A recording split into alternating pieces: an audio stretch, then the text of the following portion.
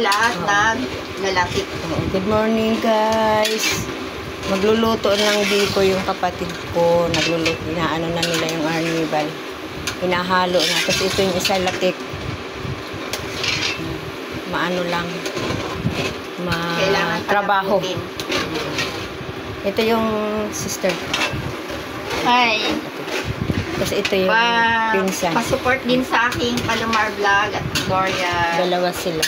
Pangayuro. Nahiya yung isa. Ay, Gloria Pangayuro pala. Ito yung aking pamangkin. Masipag magluto ito. Nahiya ito sa camera. Napakabait, napakasipag. Masipag. O, tingnan mo. Hindi siya natutulog at hanggat hindi malinis yung bahay. Bago matulog, lilinisin niya muna bahay namin. Very good yan. Ang ganda magluto dito sa ano na to eh. Madali lang.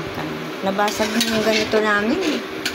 Ay, hindi pala siya nabasag. Hindi muna namin kung nalaglagan ng nalaglagan hindi pala siya nabasag. Nag-ano na yung isa. Nalaglagan ng takip. So, nabasag. Hindi na sumisindi yung isa. Kaya tinabi muna. Nawala na nga yung ugong nito, di ba? Pag sila kasi ang magluto, yung hinahayaan na nababasa yung ano. Oo, kailangan. Oo. Hindi, yung habang kumukulo, dapat hindi na ano yung... Ganito dati nung uugong to. Eh, mabibigat pa naman ang nilalagay na, yung niluluto nila dati, mabibigat, maramihan. Hindi na, mahina na yung... So guys, malapit na siya. Lumapot. Tinabi muna.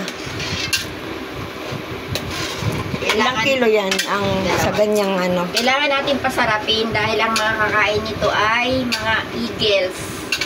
Eagles are, Eagles Armor Sniper. Christmas party kasi ngayon.